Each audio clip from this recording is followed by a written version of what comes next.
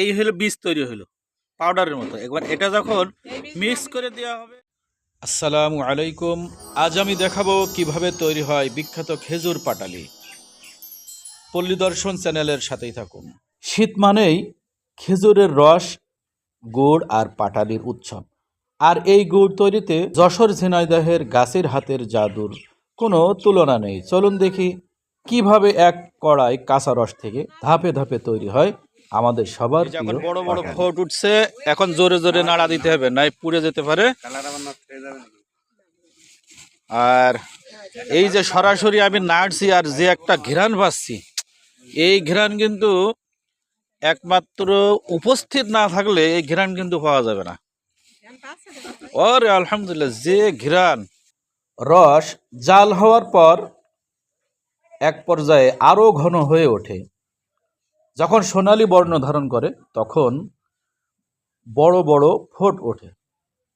এই পর্যায়ে রস থেকে তৈরি হয় ঝোল গুড়। এখন এই সবচেয়ে গুরুত্বপূর্ণ ধাপ, যাকে আমাদের গ্রামীণ ভাষায় বলা হয় বীজ মারা। কড়াই নামিয়ে এক কোণ থেকে বিশেষ কৌশলে গুড় ঘষতে হয় যেন দানা বাঁধে। এখন নামানো হলো, এরপরে বীজ মারা হবে। এই যে এখন শুরু হবে বীজ মারা।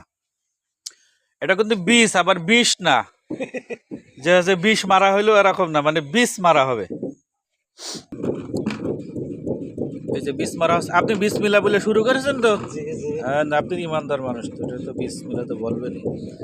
এই যে এখানে এরকম করে বীজ মারতে মারতে একসময় এখানে সাদা হয়ে যাবে গুড়। এবার ওই বীজ, এই যে একেবারে গুঁড়ো গুঁড়ো দেখা যাচ্ছে, দেখেছেন?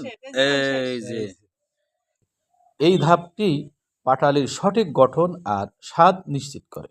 সবশেষে এই ঘন মিশ্রণটিকে মাটির বা কাঠের বা যে কোনো পাত্রে ঢেলে দেওয়া হয় ঠান্ডা হওয়ার জন্য।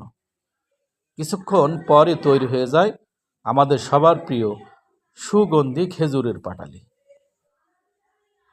গাছের হাতের জাদু আর আগুনের সঠিক তাপে তৈরি এই গুড় শুধু মিষ্টি নয়, এর সাথে মিশে আছে বাঙালির হাজার বছরের সংস্কৃতি। ভিডিওটি ভালো লাগলে শেয়ার করবেন।